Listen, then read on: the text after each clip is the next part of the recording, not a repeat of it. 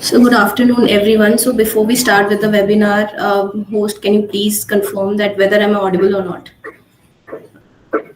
Yes, you are Yes, audible. you are. Uh, Yes, ma'am, no. yeah, fine.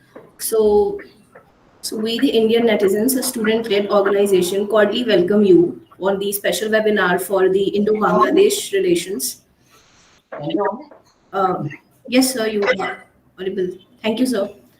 So, firstly, as we forward with the webinar, first of all, let us introduce about the organization of Indian Netizens. So, Indian Netizens and independent youth-led organizations who literally works upon the Indian perspective on the critical national and international issues, and where the aims still remains the progressive and informed youth of the country. So, in the special webinar for the Indian-Bangladesh bilateral relations, we have the esteemed guest today. So let me have the honor to introduce you. So at the very first place, we have Colonel Nikhil Apte, who has a very distinct and 3 month service into the Indian Army, and also has a faculty at Defense Services Staff College, along with the instructor at Artillery School. And today he stands as the founder of NSS Square Business Consulting Private Limited. We cordially welcome you, sir, for the talk. And at the very same page, we have Anamitra ma'am. So Anamitra ma'am is a policy analyst, currently pursued with the JK Policy Institute. Her interest areas lies to defense, geospatial, and cyber security, with a distinct expertise at West Asia and the Arctic region. So I would really hand over the mic to the co-host. Ashish, you can go forward for the further introductions of our guests. Okay, next we have Captain Kastub Rana. He is a retired officer of the Indian Army and a true embodiment of courage, discipline, and service to the nation. Lastly, we have Sri Sanjeev Krishna Sood, sir. He is a retired Additional Director General of Border Security Force, having put in over 38 years of meritorious service with a distinguished career marked by dedication and leadership. He played a pivotal role in safeguarding the nation's security. So, I would like to welcome all our speakers and audience for joining us today. And I would also like to extend a warm welcome to Dr. Madhu Mishra, Mr. Rudrakshaneja, Professor Yoga Jyotsana, Dr. Abat Harijan, Dr. Chittaranjan Malik, and Mrs. Kushika Madan for joining us today. So let's move forward with our discussion. I'm handing over to Nandini.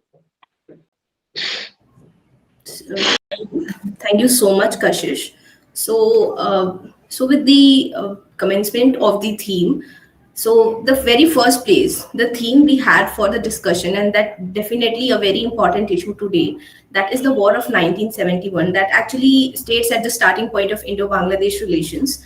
So into the historical perspective. So this theme actually goes to Colonel Nikhil Apte and Sanjeev Krishnan sir. So please enlighten us on the issue that since 1971 war, not only provide a very dynamic interface between the foreign and the defense policy at one place, and also it somewhere uh, reflects that it is more than a war, that we really talk about the grand strategy of 1971. So sir, how both of you reflect on this issue? Please enlighten us on that. Sudhir, you can go first, please. All right. Thank you so much for having invited me for this webinar.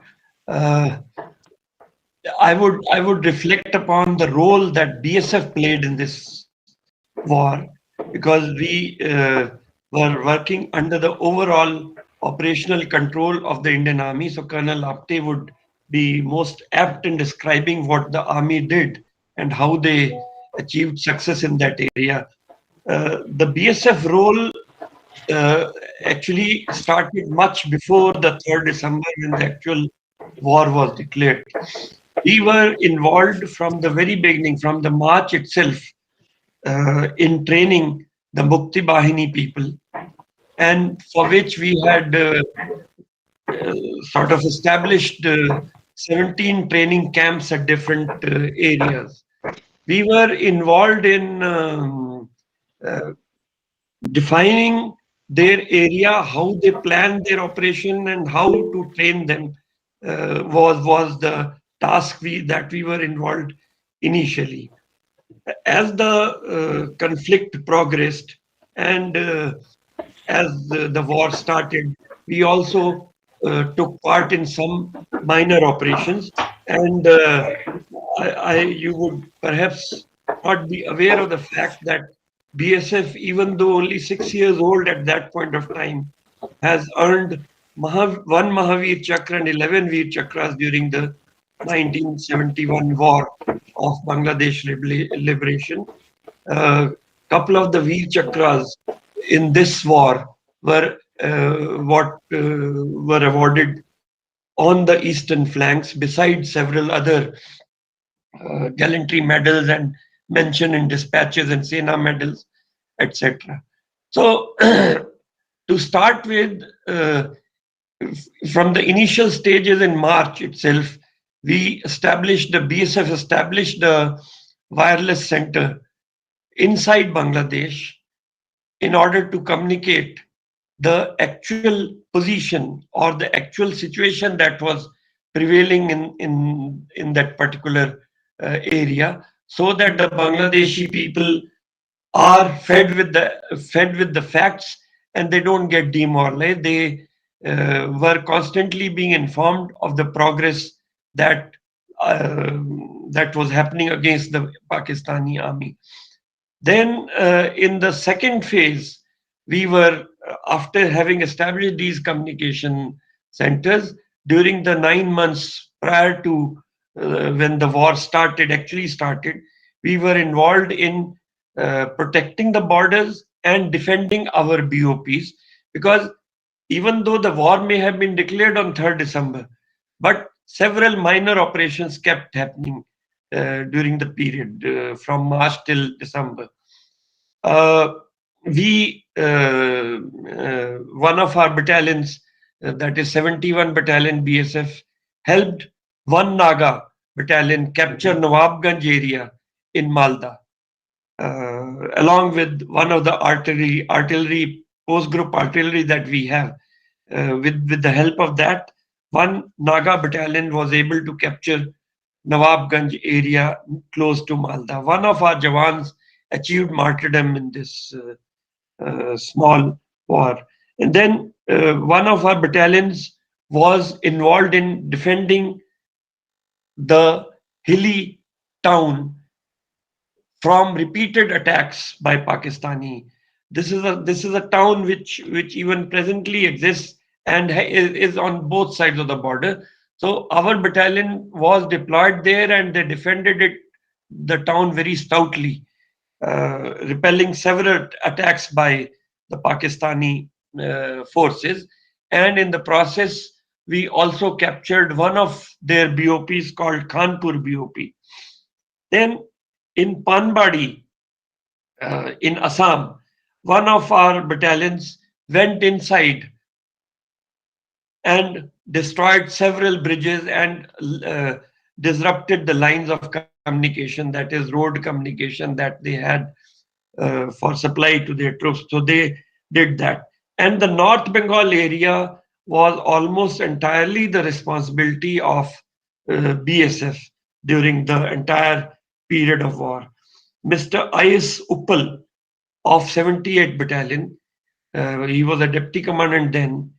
He achieved martyrdom and was awarded Veer Chakra in what is called the Battle of Raiganj in the North Bengal area of Bengal. Then one Lieutenant Colonel N.G.O. Connors, he was commanding a battalion in that area. He was involved in battle of what is called as Battle of Bantara, and he was then on deputation with BSF after having retired from the Indian Army. He was on secondment to BSF, and he was awarded Veer Chakra in that particular battle, along with Sena medals to two of his Jawans. One very famous battle was in Kilapada area of Meghalaya, where one assistant commandant of BSF, Mr. Tyagi, who later retired as a commanding officer, was involved in defending this particular area. Almost 1 lakh refugees had come there. Uh, and this area was repeatedly under attack by Pakistani army. So he was involved in defending that area, and in the process, his company lost 9 of his jawans, and one of the jawans was captured, who was later uh, uh, returned back to India after the war stopped. So there's a particular memorial established in this area in Meghalaya, which was inaugurated by the then DG BGB in 2011/12. So there are several such instances where BSF, even though only 6 years old, even though consisting mainly of state armed police forces, although commanded by released emergency commission officer, acted in a very admirable manner, operated in a very admirable manner, and won many laurels for our country, and uh, helped the Indian Army in carrying out their war efforts in this particular area. I'll stop here. Thank you. Uh, I'll take on from there. And Nandini, thanks for your question, and thanks to the netizens to invite us to this panel. And very happy to speak about a battle which happened in 1971. But the question, since your question was about the grand strategy and how did that percolate down to operations, I don't know how many of you live or stay in and around Delhi, but if you ever go towards central Delhi and go to North Block and South Block, it'll give you a flavor of the four key ministries that are housed there: external affairs, defense, home, and finance. And the whole Bangladesh war was a cause and effect of and employment of all these four ministries together, in the sense that there was an external environment of USA and USSR and China, US, USSR locked into a Cold War scenario.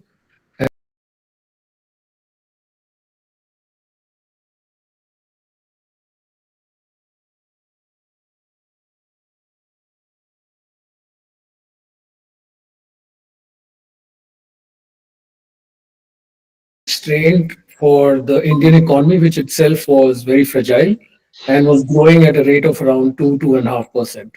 Now you can imagine the pressure that these millions of refugees who started streaming into India from Bangladesh over a period of time that led to it. On the home front, since Bangladesh was carved out of erstwhile British Raj, the West Pakistan and East Pakistan, it was an agenda unfinished. The problem didn't start in 1971. The problem actually started in 1905 when there was partition of Bengal. And partition of Bengal led to a Hindu majority West Bengal and a Muslim majority East Bengal.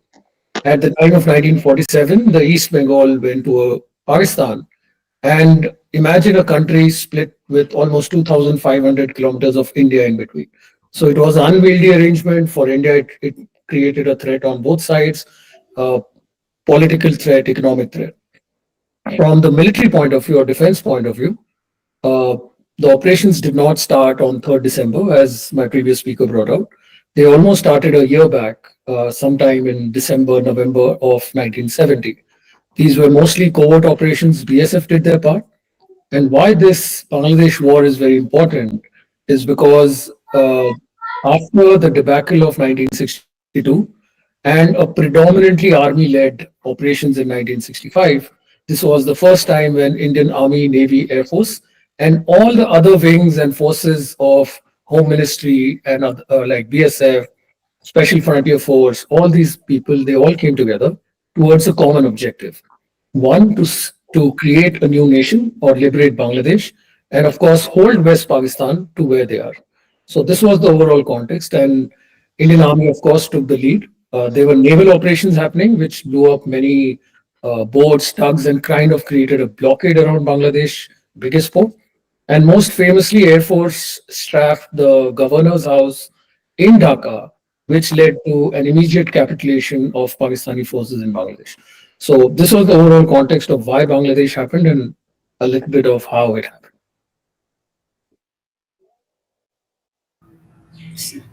So, since you brought up the kind of connectedness or the kind of coordination that we all have during the war, so in the future perspective, how do you see the strategic lessons that the 1971 war at the defense perspective can literally brought up to the light?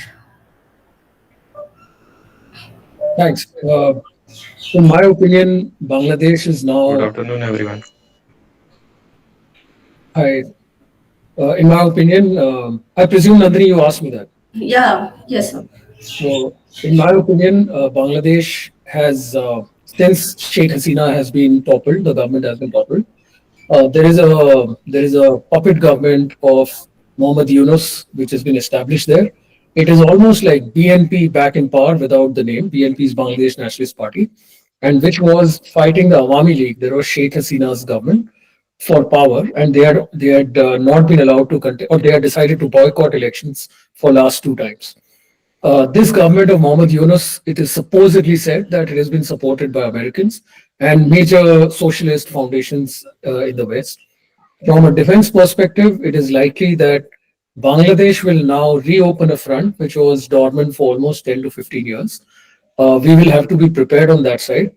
It will be good if everyone looks at the geography that the north of Bangladesh or south of Bhutan, there is a small strip of land, just about 28 kilometers, which separates India from Bhutan and which separates Bangladesh from Bhutan, and then also connects a little bit into the Chumbi Valley, which is claimed by China. Now, if you take the dots further up, then you have the area of Doklam, where in 2017 or I think 16, there was a major issue between India and China. So Bangladesh, from a conventional perspective, becomes a threat there. From a counterinsurgency or rather terrorism perspective, Bangladesh becomes a problem because now it is a fertile ground for anti-India elements to be contained or to be retained in Bangladesh, to be supported through money coming in from different sources that could be Pakistan, China, or anyone else, and then push these insurgents into the Indian hinterland of Bengal, Assam, and the Northeast. So that is the overall threat perception of how Bangladesh now having a change of stance and government going across. Last but not the least, Islamists in power are also likely to partner with other Islamic fundamentalist organizations, which were till now not getting so much of traction in Bangladesh, thanks to the secular leanings of Sheikh Hasina government, with BNP almost back in power in a subtle manner or not in the front manner. These elements would also be propped up. Thank you so much, sir. That was very insightful to hear. So, coming on to the second theme, that the in Bangladesh relations, we have Miss Anamitra Banerjee. Ma'am, are you here? Yes, Nandini, I'm here. Thank you so much. Ma'am, before we put up the questions, we literally enjoy the pleasure of your, since your parents have joined, we would literally thank you for the cooperation. I would like to name them. That is Mr. Shubhgata Banerjee sir and Miss Uma Banerjee ma'am. We cordially just the pleasure that you are here for the insightful discussions. So ma'am, coming on to the bilateral relationships. Now taking up, since sir has really aptly highlighted the kind of political appeal that literally going on to the geopolitics of India and Bangladesh. So, taking that into the question, how do you see the future trajectory, especially? Yes, ma'am. Yeah. Please go ahead. I'll just wait for you to finish your question. Yes, ma'am. No, how seeing the kind of challenges that we have, especially when you have such a compact geography that is in that we call Bangladesh an Indian locked nation. So, how do you see the future trajectory of this bilateral relations? Okay, so first of all, thank you so much, Nandini. It's good to be back here and speak again in front of all of you. Secondly, it's a pleasure to, share the panelists with such esteemed guests. Thank you for, counting me part of this esteemed guest as well.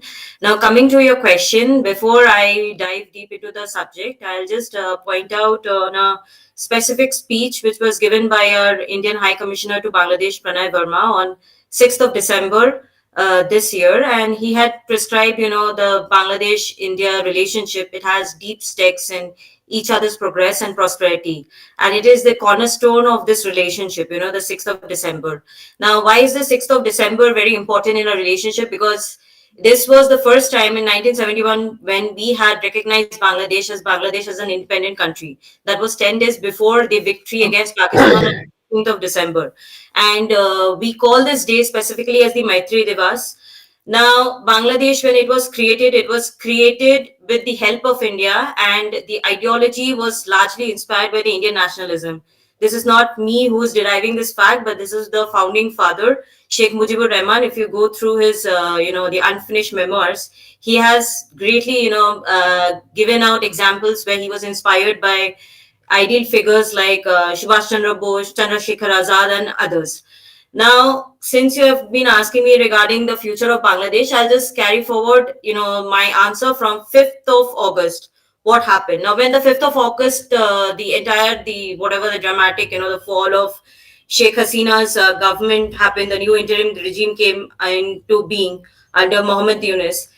The regime seems to be neglecting the strong bilateral relationship which once defined both the nations, and the anti-India sentiment in Bangladesh is evident in several factions. You see, as the halting of the economic projects, or there's a strong disrespect towards Indian flag within Bangladesh. You see, there's been the Indian flag which is being laid down on the streets, along with Israeli flags and US flags, and people are stamping on it. This is already there. Public demonstration by Bangladeshi people have for India to reconsider its ties with Bangladesh.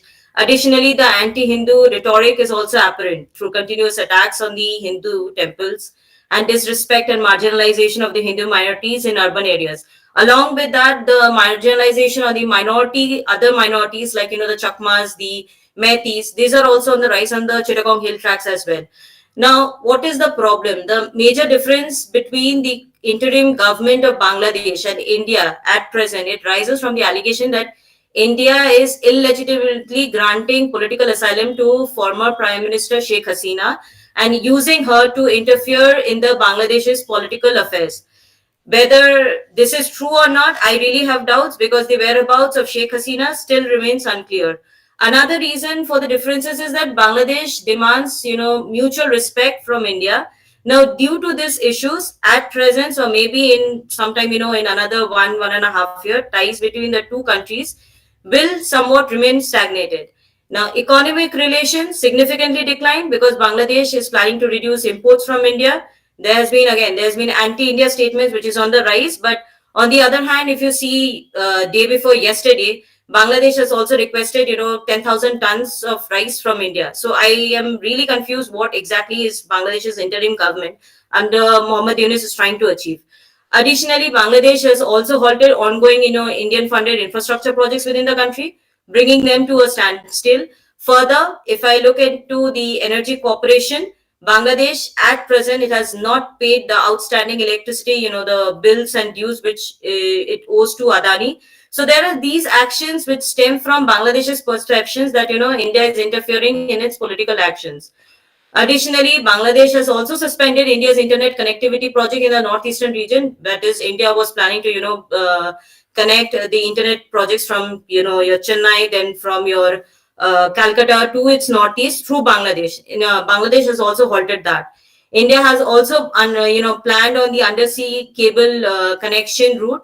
It has also been halted. That was again from Chennai to Singapore. This has also been project is also on hold. Consequently, the overall economic cooperation and development between the two countries has stalled.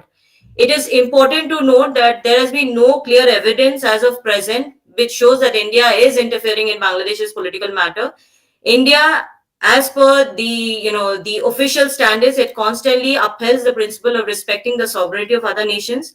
Despite this, the public sentiment in Bangladesh has turned against Sheikh Hasina, and there has been a calls to boycott the Indian goods. Now, this moves again, it appears to lack any substantial justification, as influenced more by religious sentiments than concrete political reasons. It is also noteworthy to understand that under the current regime of Mohammad Yunus, Bangladesh is fostering closer ties with Pakistan, from planning to buy your JF-17 jets to importing arms and ammunitions. And also there has been some recent deals about importation of sugar, cultural events that is being taking place. There are also circulars which is going out in the open sources, where Dhaka University has planned to open up cultural exchanges with Pakistani individuals, then visa regulations to Pakistanis. These are some of the this significant mentions, but this is, of course, it's an irony on the peak, as Pakistan's army was definitely responsible for the genocide of the Bengali Muslim population of East Pakistan, which also justified why India's initial intervention took place in 1971. The hypocrisy of fostering ties with a nation that was once complicit in atrocities against people highlights a lack of historical awareness and the strategic learning, at least among the Bangladeshi youth, if not the intellectual folks that is present there. But the relationship between the Bangladesh and Pakistan has been complex, especially in the context of elections. Since 1971, when Awami League came into power, it was more closer to India. But once BNP came into power, potentially after the coup in 1975, the improvement of ties, facilitation of Jamaat, calling them back and creating a safe space for them, it became more closer to Pakistan. And then you can't even ignore the ongoing atrocities against the Hindu minorities in Bangladesh, and the complete lack of willingness by the Bangladeshi interim government to address this issue has become also another contestant factor, wherein there have been continuously acknowledgements by multiple countries, just not by India, by the UK Parliament, where the House of Commons have brought this up, tabled this issue in the Parliament itself. And there has been also this mentioned by the upcoming US President Donald Trump, his intelligence chief Tulsi Gabbard, and there has been also mentions by several other international organizations, like from the Amnesty International to Reporters Without Borders, the RSF. This has been a problem. The United States, it has urged, at present, it has urged that, it requires close monitoring of the developments in Bangladesh, and interim government to also respect the law of law. However, this stance reveals to be a double standard, as US has often been a vocal critic of minority rights in India, despite the fact the situation of minorities in India cannot be equated with that of Bangladesh. So there is again a selective, criticism, which also highlights America's tendency to cherry pick issues based on convenience. Now, like countries like Israel also, it also remained steadfast supporters of the rights of Bangladeshi Hindus, and have urged the Bangladeshi government to address these concerns. A few measures to, address the atrocities against minorities in Bangladesh also include maybe international pressure on the interim government to ensure religious freedom and protect the minorities' rights. Additionally, greater media coverage is also essential, not just by Indian media, but also by Western media, to highlight this issue and bring them to global attention. Now, this increased awareness can also help to mobilize the necessary actions that can safeguard the minority communities in Bangladesh. Now, Bangladesh at present, what has happened is, after the fall of Sheikh Hasina government, it is concurrently witnessing widespread protests. So that protests can be anything, tabling from the quota reforms to your asking for pay, be it your wages from the railways, anything. And the opposition at present, which was suppressed during Hasina's terrors, is now seeking to assert itself, leading to large-scale unrest. The appointment of Professor Yunus as chief advisor also signals an attempt to calm tensions, but it remains very, very unclear how much effective it is going to be, because ultimately the current interim government is illegal in itself, because under the constitutional amendment, the 15th constitutional amendment, which took place in 2011, it clearly tabled that the caretaker government is illegal. Now, the army has also poised to take on a more prominent role, raising concerns about the return of military-backed governance, which is a possibility because recently the interim government has, they have come up and they have declared that the elections are not going to take place anytime before 30th of 2028, sorry, 30th of June 2026, which also reassurance the radical Islamist forces coming into power. There is also a loss of trusted ally amongst the Indians because Hasina's departure, it represents a significant loss for India. She played a very, very critical role in strengthening the Indo-Bangladeshi ties, particularly in the areas of counterinsurgency, counterterrorism, regional cooperation, and security. So, under her leadership, Bangladesh provided critical support in controlling the insurgent groups. And what has happened is, after the Yunus government has come into power, they have significantly, if we see by the records, they have given ban to all the AQIS terrorists, be it the JMBs, be it the Jamaat-e Islami backed. They have just lifted the bans, and more than that, there have been prisoners who have just fled from these jails. So the more and more regional instability is going to come in future. Economic, if I look at the economic implication, Bangladesh was one of India's most economic partners in the region, with bilateral trade between the two countries reached almost close to $13 billion in financial year 2023-2024. But as of now, again, it's everything is under stall, so we really don't know where it's exactly heading to. There's been disruption in trade flows. The country's garment sector, which accounts to nearly 85% of its export, is now facing a big backlash. And industries, the garment industry, the textile industry, is now looking towards Surat, India, to continue with their supply chain operations, because the current the Yunus government is not very fruitful for them to continue with their supply and management in the current stability. Indian businesses also are facing huge risk. Around 25% of Bangladesh's textile manufacturing units, which are owned by Indian companies, may be forced to reconsider their operations if the political instability worsens. Now, in terms of infrastructure and connectivity, India has been a major contributor to infrastructure developments in Bangladesh, almost providing 8 billion credit since 2016 in projects like Akhura Agartala rail link, then Khulna Mongla rail link. Now, these projects were essential for enhancing just not the connectivity between India and the Northeast, but also for the development projects within Bangladesh. However, the current unrest, it threatens these crucial connections, potentially delaying the completion of the ongoing projects. Now, when you asked about the future of Bangladesh and how it is going to impact the Bangladesh-India relations, I just want to mention one thing very, very clearly. The current, geopolitical scientists which are present and international experts, they have a very different kind of a perception. They believe that they are compared smaller territory compared to India, and historically believe that strengthening relationship with Pakistan could help enhance its deterrent capabilities. And that was also one of the reason why this concept of Greater Bangladesh is floating around these days. And if you have been following the geopolitics of Bangladesh, you might be coming across by these statements by Mahfouz Alam. Why am I taking his name? Because he is the special aide to the chief advisor Muhammad Yunus, and he has also been proponing this Greater Bangladesh, because they believe that they have been landlocked by India on the three sides and just sharing a little bit of territory with Myanmar. So this whole concept of Greater Bangladesh and the idea of closer military relation could with Pakistan could create a strategic balance and act as a countermeasure with India's dominance in the region. Despite all this, in light of this strained relationship, we have seen, after our Foreign Secretary, Mr. Vikram Misri, took a 2-day visit to Bangladesh, he addressed the ongoing diplomatic issues. He tabled the minority issue already there. However, this discussion still did not lead to any concrete conclusions.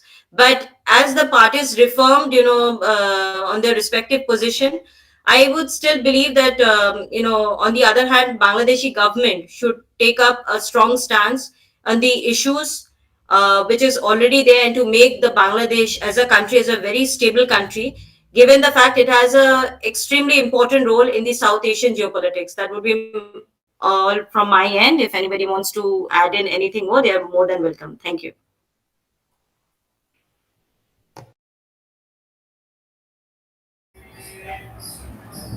Thank you so much, ma'am. That was very insightful things that you added on the backdrop. So just going into more into the Indo-Bangladesh relationships, I would like to invite the co-host Kashish for the further discussion. So Kashish, you can now take the floor.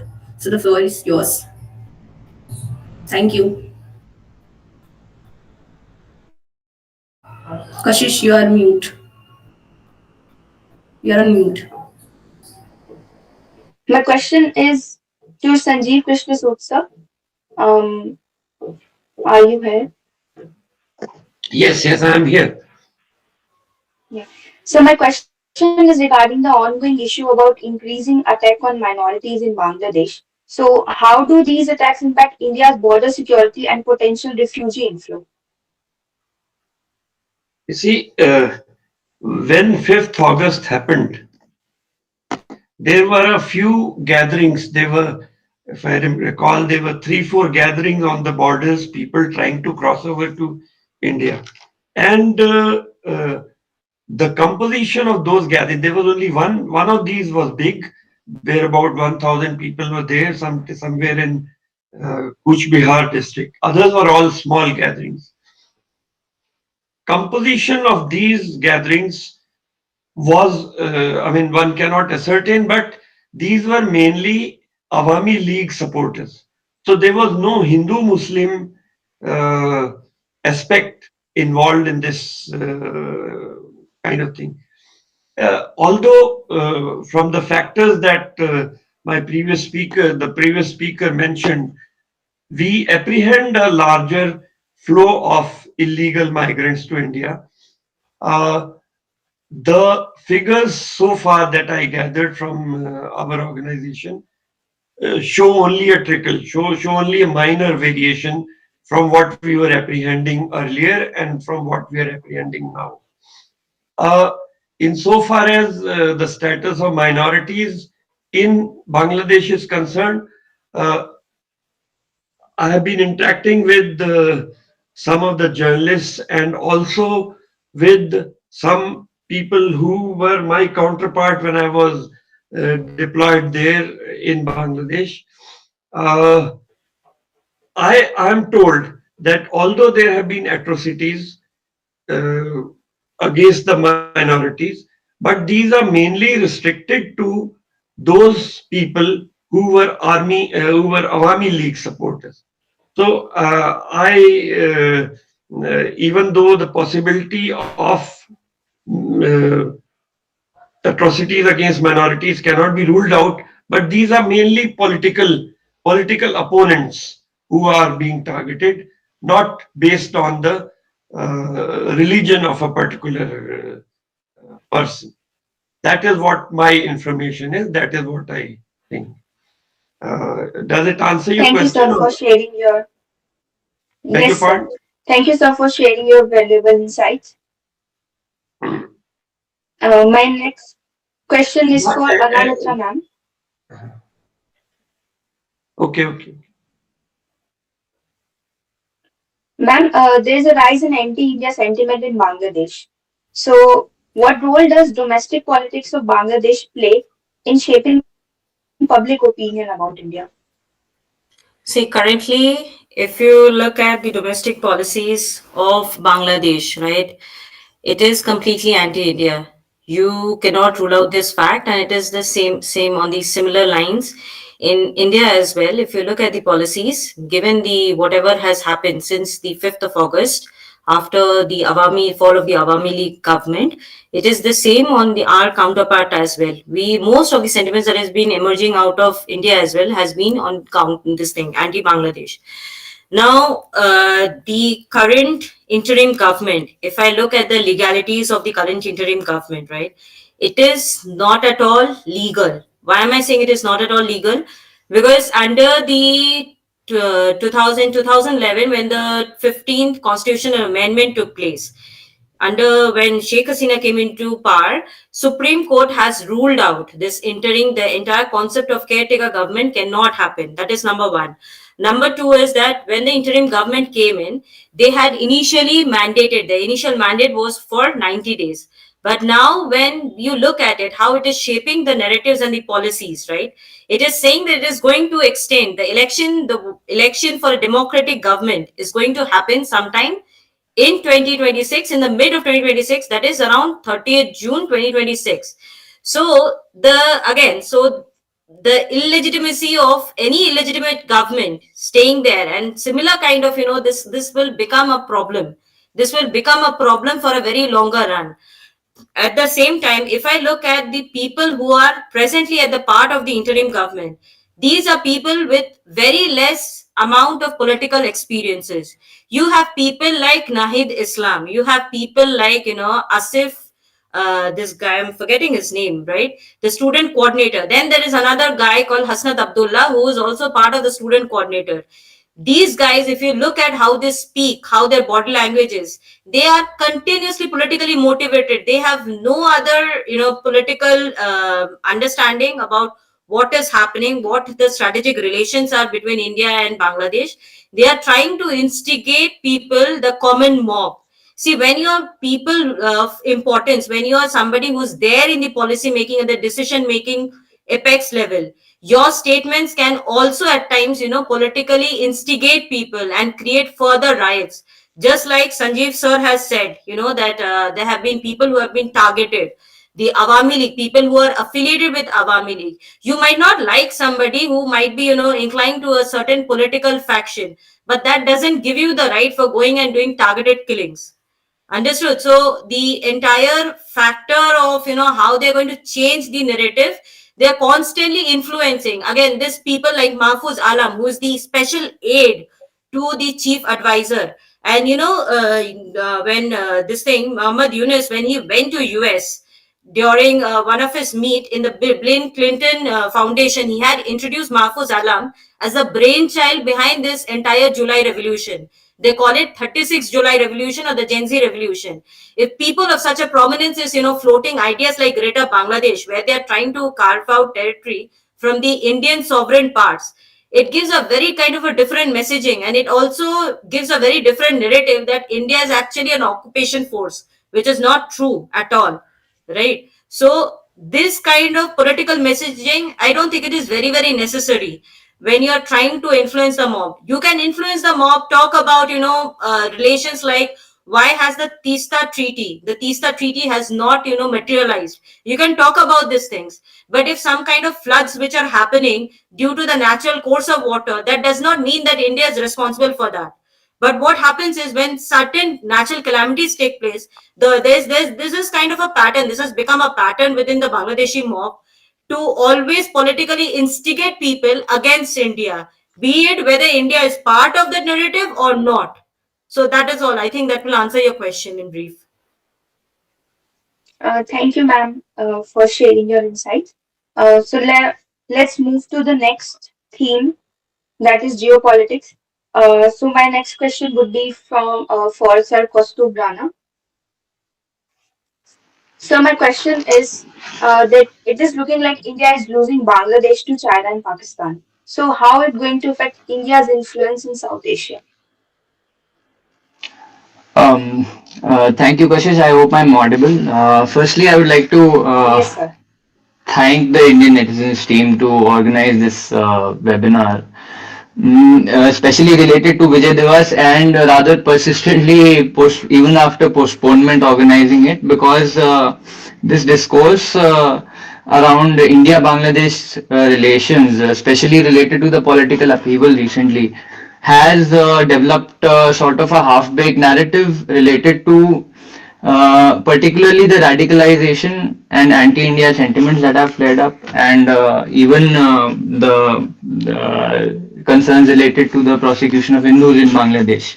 However, had we had this webinar on the 16th of December, we would not have had the two very important developments that took place. Firstly, that both the sides celebrated Vijay Devas with the same traditional ceremonial functions that otherwise happened.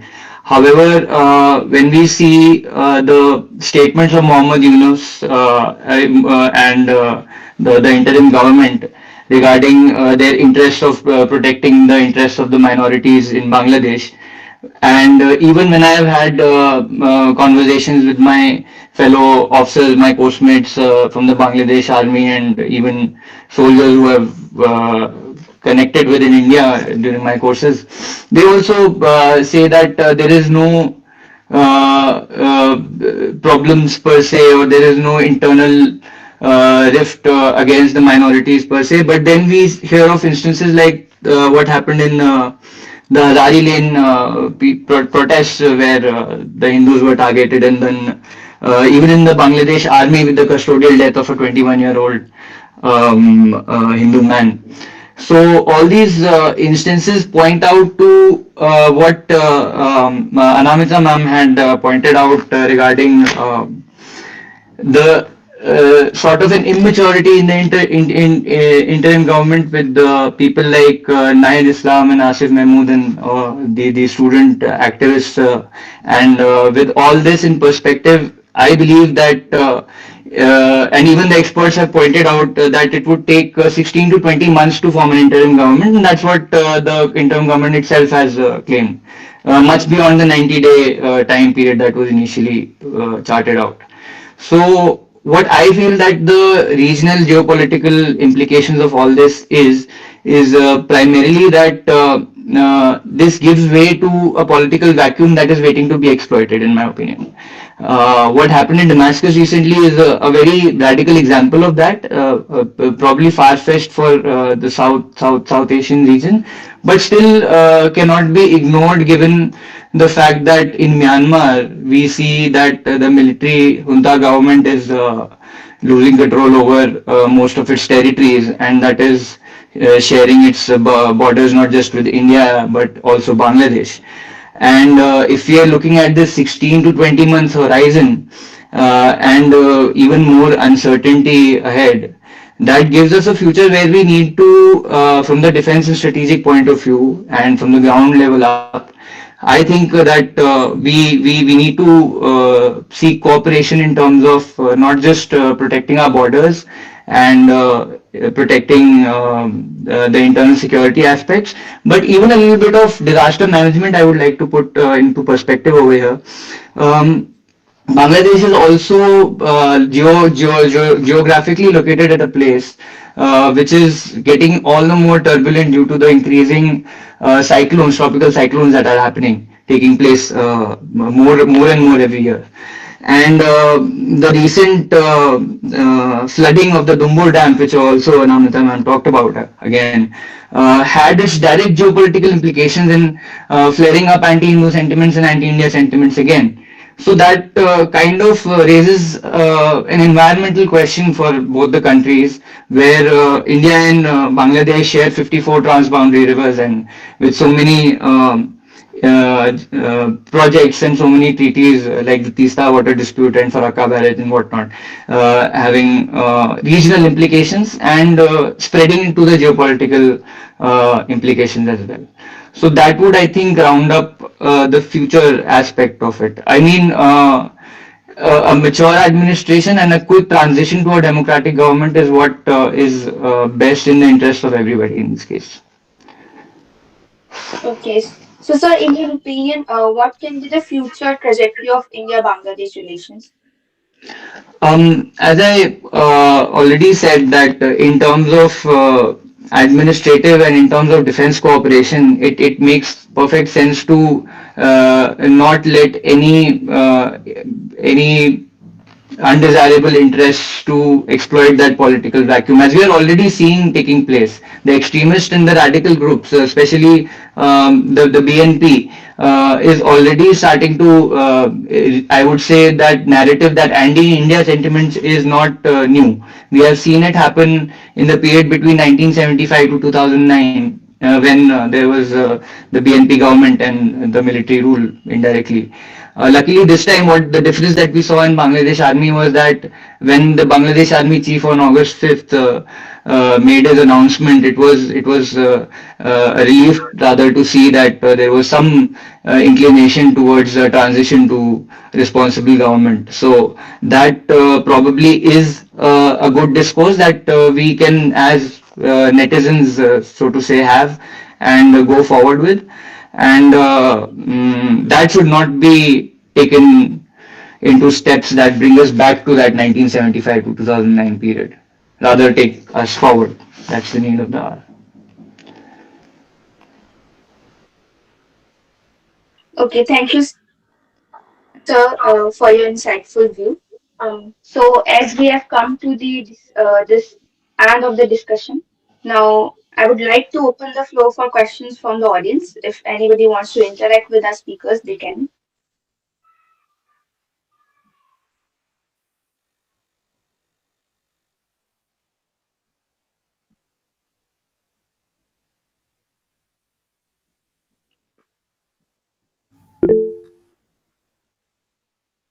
So, namaste, Kaustubh Rana sir. Am I audible? Yes, I think, yeah, Yeah, actually, my name is Surya Tejas. It's my friend's account. okay. I'm in BA Pol Science from University of Delhi, first year. So, my concern is that India is being under a right-wing political party now. So, as a person who is more into the defense wing, so according to your perspective, though the India is being under the right wing politics, why they are not taking care of the situation seriously?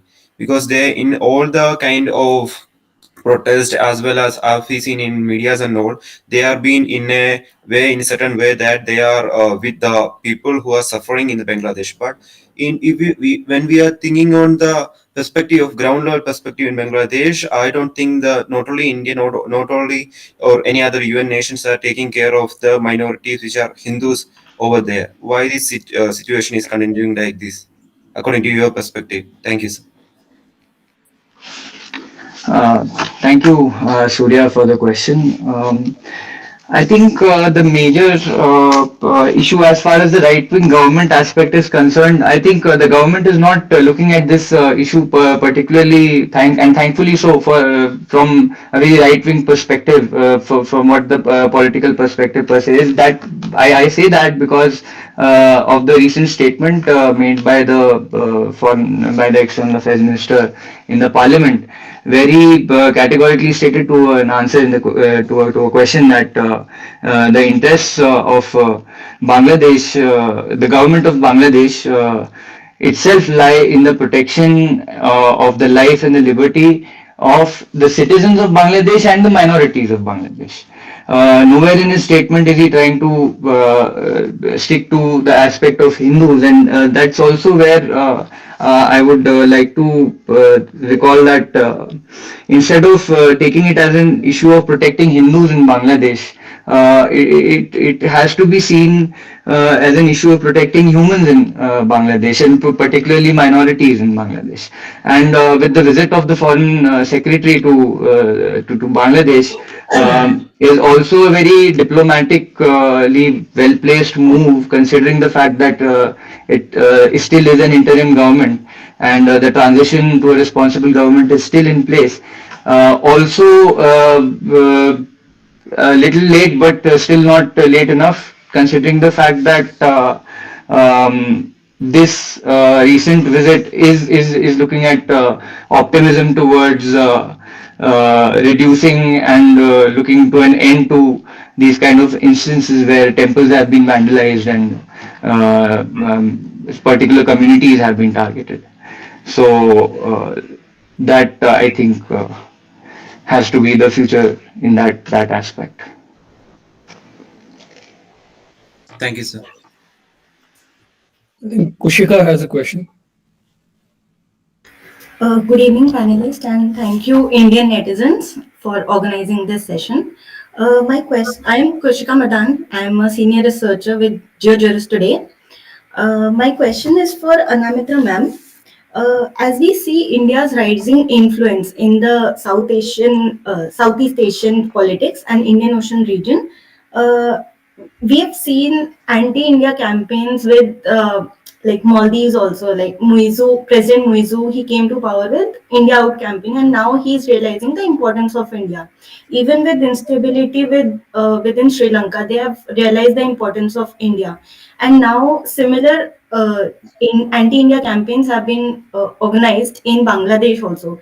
So, in your expert opinion, can we see the similar kind of realization within Bangladesh as well, that India is a great power, is a rising power, and they need India's support to move forward and have a good relations with India? Okay, so if I remember clearly, when Colonel Apte was addressing in his speech, in the maiden speech, he spoke about the 1962 and the 1965 war. Okay, so the Bangladeshis, or rather, you'd say the former East Pakistanis, they already understood about the India's importance back in those two wars, right? Because when East Pakistan and West Pakistan were chartered out, the higher number of population, as per as the the remittances which was allotted, was very inversely proportional. So the large products, outputs, your granary, everything, because Bengal in general, when I'm talking about Bengal, I'm talking about this eastern fragment, because it's a deltaic region. It is very very fertile. So your it is actually the hub of for all your large number of exports and everything. So whatever export used to go, that used to be almost, say, about, if it's 100 rupees out of 100, 80% exports used to go to West Pakistan, and from there 20 rupees used to get allotted for that 80%. And if West Pakistan is providing, maybe 20% of all the, your economic products and everything, 80% remittances used to come to them. And further, this feeling of alienation got aggravated post the 62 and the 65 war. After 65 war, the East Pakistanis came into the realization that if our West Pakistan, which had a larger amount of, military standing, if they were not able to counter India, the entire fragmentation of, we standing up to against India, this idea would be completely eliminated. Almost apart from that, there were already certain other issues which was prevailing, but this sentiment grew stronger after that. And that is the reason, when I was speaking, I told you that even in their geopolitical circles and international experts, when they speak, they have a tendency to keep on reiterating of the fact that, we are India locked on a three sides, because they already know about the growing importance of India. And Bangladesh at present, it is sitting at a area which is already geostrategically, it's called the area of, great strategic competition. You have US at present, India, China, of course it is there. Pakistan is also involved in that through its ground support, and ISI backed, interferences is there. Apart from that, US is there. UK is already looking at for some kind of strategic cooperation. French are looking at it for some kind of strategic cooperation. Then you have also your Russia at the same time as well. Last year in 2023, Russia sent its naval vessels. Also, Sergei Lavrov, he was the first Russian foreign minister to come and pay visit in Bangladesh, because it is the area of, great strategic competition, as I mentioned earlier.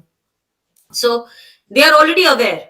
They are already aware of the great, significance of India, and that India is already a rising power. And they already know in their minds and hearts that, even if they compete, probably they'll be able to progress what they are today, but they'll never be able to live up to what India is or is going to be. That is because of the, I would say, a large sheer size of us. That is, we are the seventh largest in the land territory. But also, if I look at the population size, our population size, it's how should I put it, as I recall, one of my senior colleagues told me that India, no matter whichever, how bad it is still going to increase, because right now the Indian economy is similar to what USA is of 1980s. So our the youth population is very large compared to your Japan, or even for China at present, they are looking at policies, where they're trying to push people to get into marriage, and trying to have kids and all, because their working population, the youth population, is very less. That India has a large, and it is I would say it's an asset for us. So they are already aware of it. So that would be all in brief. I'll just add to what Ms. Banerjee has said. Two aspects we need to consider. In case of any smaller country, you mentioned Sri Lanka, Maldives, so on, they always try to leverage the best gain that could be got from the bigger country. There will continuously be churns in their governance that internally dictate that they take an anti-India stand, because India is the big brother in the neighborhood. And once the government comes to power, they'll change tact and seek accommodation with India. Foreseeably, Bangladesh will also go down that way.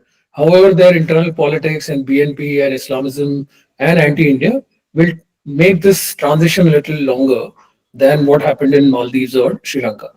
The second issue, which again I would like to highlight, is Bangladeshis also realize that what you cannot change is your neighbors, especially geographic neighbors.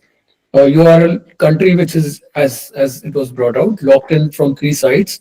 Incidentally, India shares its largest border, longest border with Bangladesh and not China. So they know the importance of India. They cannot wish it away. And even if China, Pakistan, US all want to interfere and contribute towards instability or instability in Bangladesh, the levers to power would remain to a large extent with India. And lastly, I would like to say the problem of Bangladesh, the solution lies a little far away in either Langley, which is CIA or State Department, or White House. Presumably, with Donald Trump taking over reins of presidency in January, you would see a shift in stance. Uh, Most in the world, especially US, appreciates and likes a pursuit of an extremely strong and independent foreign policy by India. And all these small troubles are presumably created to create pressure points on India so that they are again constrained to align more with US rather than following a completely independent track. Uh, Thank you, sir. So, due to time If I constraint, may, we will take only one audience question if I and may, give a chance to Krishna. if I may add Yes, sir. to Yes, sir. Please. what has been said Yes, so please, far. sir.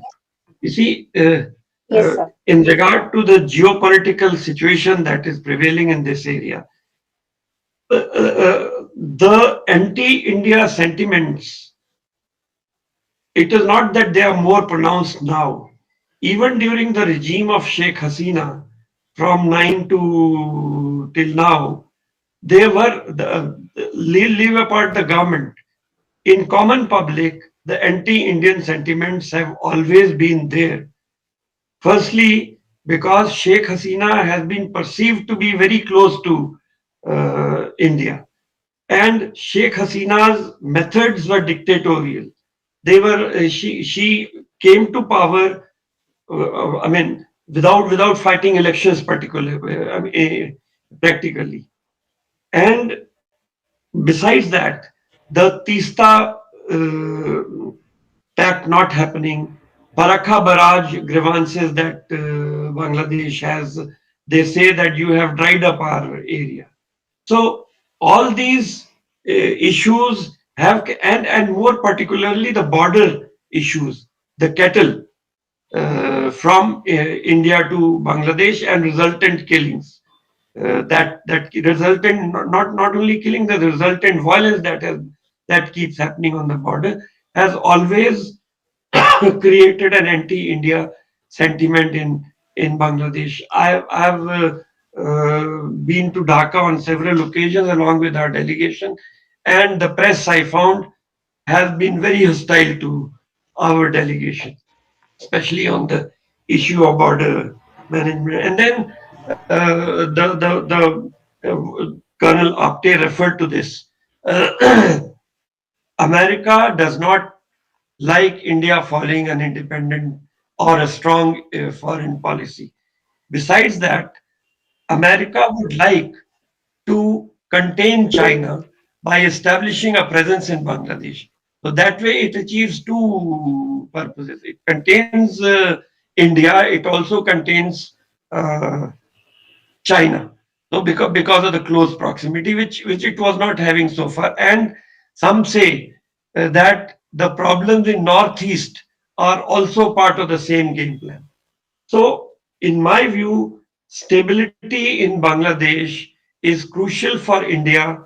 Not only that we always had one less enemy on our borders, but also from the point of view of stability in the northeast.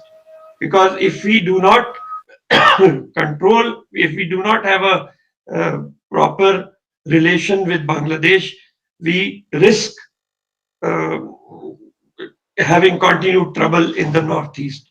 So those are some issues which and I think we are sort of uh, in pursuit of uh, creating a public uh, perception about the strength of our government. We ourselves are, I mean, extraordinarily highlighting many issues like the atrocities on minorities. We are hyping them up a bit too much, in my view. I think we also need to control the same thing had happened with Maldives. We Maldives something happened, and the entire social media and media was out denigrating Maldives or pata nahi kya kya. Same with Sri Lanka. So I think instead of trying to sort of impress our population, we need to control narratives outside. We need to align our foreign policy in such a manner that look east or neighborhood first policy does not remain a rhetoric. It gets translated into the uh, actual action on ground. Thank you.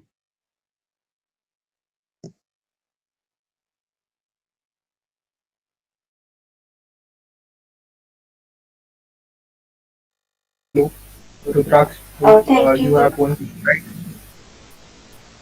Hello. Yeah, my concern was answered by Nikhilji. It was regarding the President-elect Trump and how India's stance with Bangladesh would change. So yeah, I was answered. Okay. So my question, there's one personal question from Nikhil sir.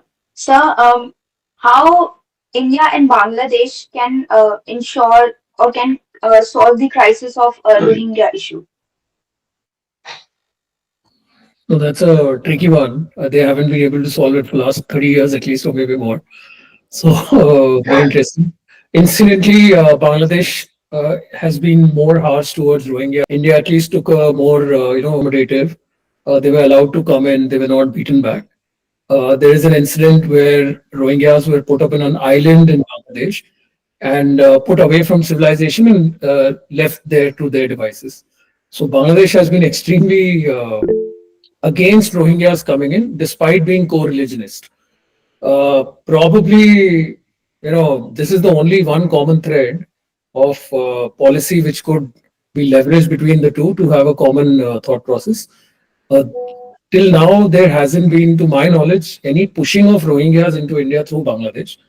But whether Myanmar and Bangladesh and India, all three can work together to contain Rohingya issue, that's a question mark. Having said that, over the last few years, at least this issue has died down compared to what it was around 5, 7 years back.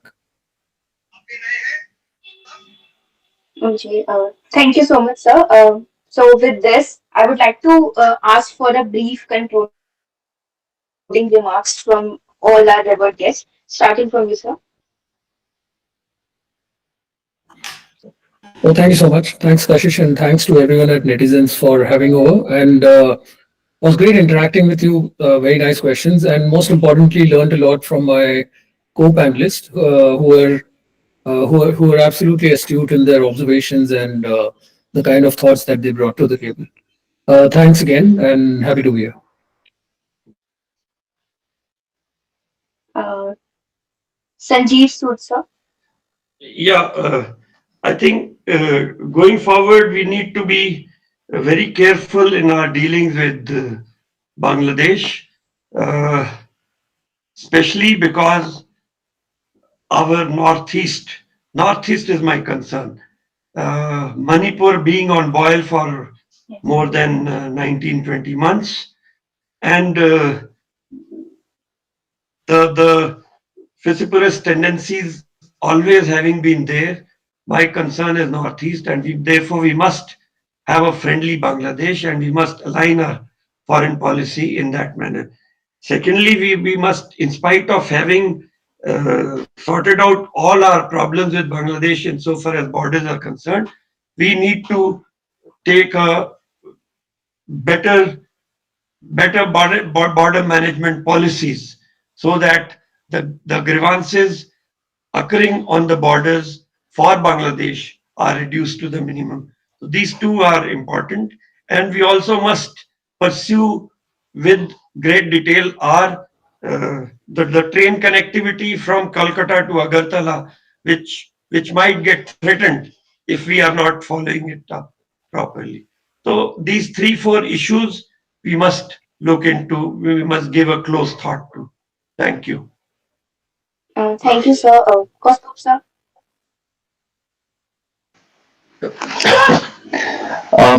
To conclude, as I said in the beginning, that this is a very good conclusion. I would say that the addressing radicalization, ensuring the protection of all communities, ensuring the environmental interests, security interests, and the issues pertaining to our states in the borders, particularly Manipur, the issues surrounding Rohingyas, the issues surrounding right-wing politics versus Islamic radicalization in Bangladesh. All these issues have one common solution, which is often seen as far-fetched and idealistic. Rather, it is very easy to implement in reality, and that is grounded in mutual respect and shared prosperity. So what it takes us forward to is that the way veterans were exchanged and visited each other's countries as delegations on the 16th of December this year was a sign of continuity in good bilateral relations aimed at maintaining good traditions. And good traditions are what can take us forward to all the things that I just talked about, and that is the larger solution that we should probably work towards. Thank you so much, sir. Anamitra, ma'am. First of all, thank you so much for inviting me. I'm extremely glad that I'm able to share, this space with such esteemed panelists. And I think my previous speakers, all of them from service perspective, they have already covered all the major flashpoints. The only thing from a personal note that I would like to, for all of you as young researchers to reflect is that the youth plays an important role in the future of any country.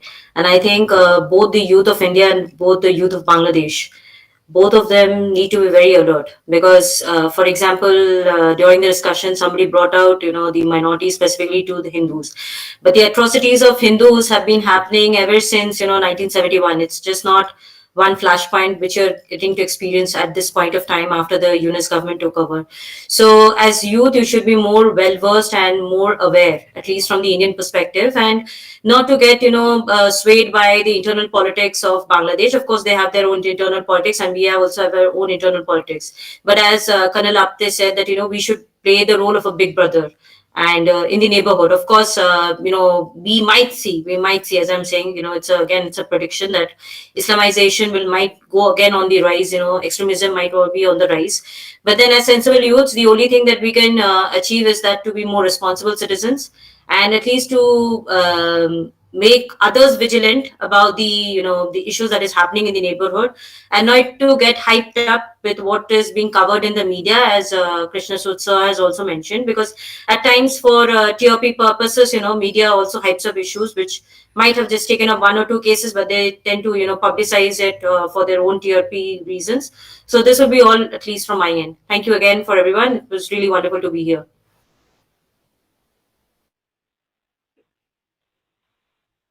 Thank you, ma'am. So before ending, we have one question from audience. Bhavna, go ahead. Hello. Hello everyone. I am a researcher, right? Currently researching on the NAM foreign policy, revisiting NAM for India. So my question is why Bangladesh is doing such a bet, because it's a growing economy and it's going fantastically in the pandemic. It is growing well, and India is in a growing stage and we are also booming. So why Bangladesh is taking that bet to inhibit that growth in its country? And also is it its own thought or its own regime change intention, or some external power is also helping it? And how India is ready to cater all to these problems? Bhavna, whom do you want to answer? Like sir, me, Costa sir, Sanjeev sir, Nikhil sir. Who should start? The question is good enough. All of us are pretty curious, I guess, to answer that. Starting from Sanjeev sir. Okay. The question is to a wrong person. I'm a border manager. So, by the way, and therefore I didn't pay much attention to the crux of your question. था क्या वैसे ये? What was the question actually? Why is Bangladesh behaving in this manner? Is that so? Yes, sir. And also, is there any external entities that are there which is fueling this kind of transition? External entity might as well be there, as I said, and as uh, another panelist had said. External entity, in my view, is the United States of America, and this also is established by the fact that they were insisting on a free and fair elections before the elections took place in India, in Bangladesh. So an external entity, in my view, is certainly there, and that external entity has the interest of uh, ensuring that they are able to dominate China and as well as India from very close range, and they are also able to prevent India from following an independent foreign policy, as was said earlier. And secondly, uh, this is a regime change, and probably a lot of the anger against India emanates from the fact that the Prime Minister Sheikh Hasina wasn't a very liked person in that country. Even though she was in power for last 15 years, she wasn't a very popular. She was uh, perhaps within the country known for her dictatorial style of functioning. Uh, Not only that, she was also unable to rein in the radicalized elements like Jamaat-e-Islami, and also probably a lot of anger in Bangladesh against India flows from that angle. As far as economy is concerned, I think the economy has taken a hit, even though it rose very well during pandemics, but it has taken a hit, and this is something that Bangladesh has to take care. But I don't think economy in Bangladesh is linked in any manner or in great manner with the economy in India. So that's what I have to say.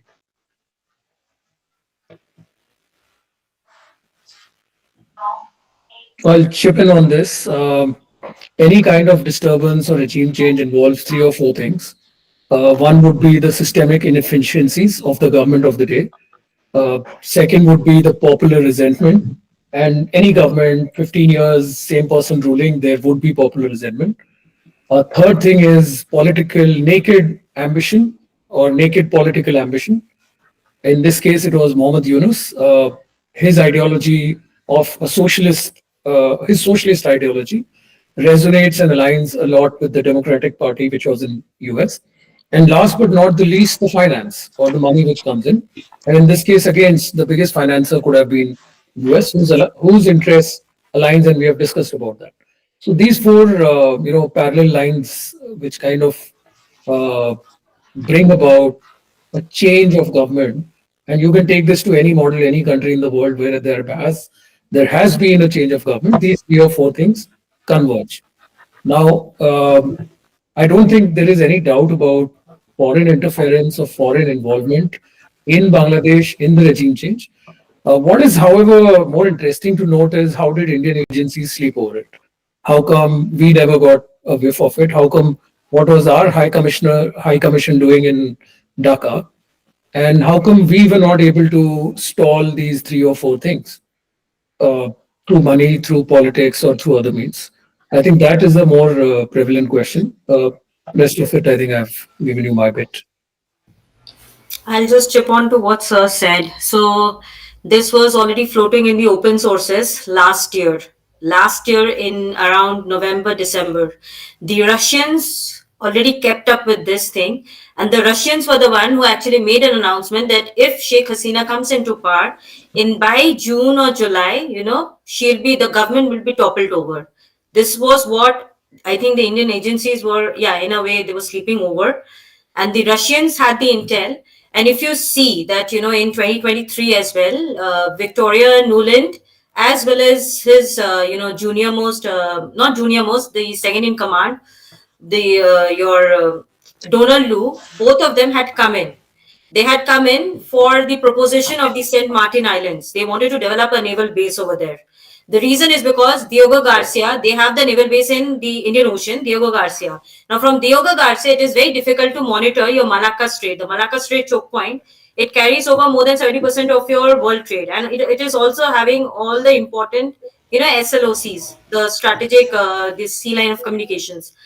So getting a base, they of course, if you come to India, India would not give you the permit to set up a base. Given the conditions in Myanmar, again, it's going to be unstable. So they reached out to Bangladesh if they would give them a base in St. Martin's, and of course, Bangladesh did not allow, right, for that matter. And Sheikh Hasina was completely against it because after that, she came to, she had a discussion with the Indian counterpart. And India was also not okay with it. So Sheikh Hasina was also not in that way very much okay with it. As Sanjeev Sood sir had also mentioned that, she was not a very popular leader over there. Because if you look at the election for the last couple of successive years, the turnouts were very, very less and she was not very much liked in the government. After the interim government came in, Mohammad Yunus has a couple of, allegations against his name. There were a lot of cases which was being filed against his, this Grameen Bank. And then they had this some Grameen Telecom, which is the largest telecom provider in Bangladesh. Soon after he came into power in September, the first thing he did is that he went to the High Court and the Supreme Court as well. And the Supreme Court said, okay, fine, this is completely against, chief advisor. And he was acquitted from them. The cases were removed. All right. So there were a lot of internal domestic politics which happened. Of course, US was the primary actor who did the regime change, but the ground support, the local support, the groundwork which was being done, it was done by the ISIs. It was not done by the American presence. The American does not have so much of presence. So they had a close cooperation with Pakistan ISI nexus. Of course, the Pakistan High Commission is very much notoriously famous for carrying out this kind of, dirty work. And this is already out again in the open sources. If you see in 2015 as well, the Pakistan High Commissioner himself, he was responsible, and through the High Commission in Dhaka, they were channeling funds to the Jamaat-e Mujahideen Bangladesh and also other, linked factions or Hizb ut-Tahrir and all those things. So yeah, they were not just one factor; there were a couple of them who were actually in there in the external entities. I think I'll stop here. Thank you so much. My question is answered well.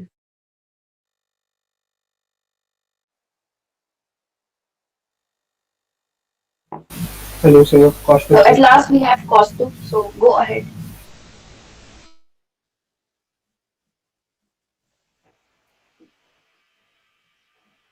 I have a question.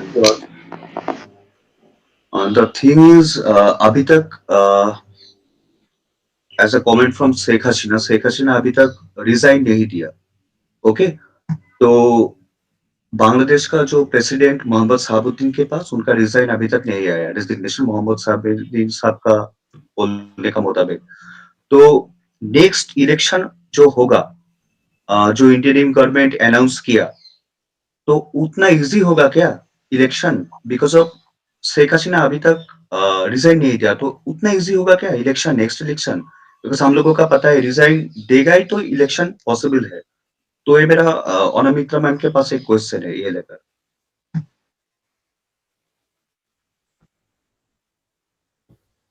See, if I look at the legalities of it, right, the legalities as per the constitutional ways, there have been a lot of, how should I put it? If I refer to the old, the whatever the provisions of the caretaker government are, if I look at the legalities of it, The chief advisor, as per the age limits, right? The chief advisor is not supposed to, the age is not supposed to extend beyond 72 years. The current chief advisor is 84 years. Then the chief advisor preference should be the senior most retired judge of the Supreme Court. If not the retired chief justice of the Supreme Court, the second most preference goes to the senior most judge of the Supreme Court. Has that been the case? That is not. If that person is not available, then the second most senior most judge who has retired from the Supreme Court, he should be eligible. Again, if he is not available, then the third most. If that is not available, then any person of prominence within the Bangladesh society who is known for their contribution, that person would be eligible provided he is a Bangladeshi citizen. Mohammad Yunus is not a Bangladeshi citizen, number one. He is a US citizen. He does not hold a Bangladeshi citizenship. So when I look at the legalities of it, this is completely illegal. So if you're asking me where the election is going to take place as per the legitimate way, no. The clear answer is no, because they are not following the legal connotation of it, the legal, the legalities of the constitution, and they are not going to follow it.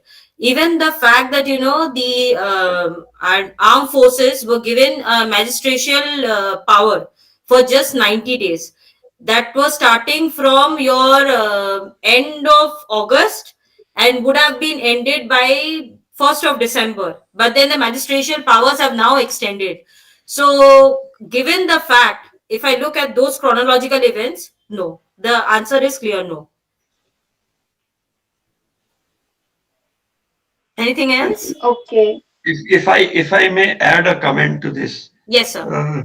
As a layman, Yes. I understand legitimacy of two types in political science. One is the legal legitimacy, other is the legitimacy in the eyes of the public. So, as has been rightly said, this is not legally legitimate government, and perhaps the actions by them may not be legally viable. But in the eyes of the public, because Sheikh Hasina has lost all its credibility. So, in the eyes of the public, whatever will happen will be legitimate. That is what I wanted to say. Okay, thank you, sir. So with this, we'll come to the end of our session. And I would like to thank all our speakers from the our team of our Indian netizens. It was a delightful experience to have you all here. We'll sure have another webinar with you all soon. So thank you again to all the speakers and to the audience as well for active engagement. Have a wonderful day ahead.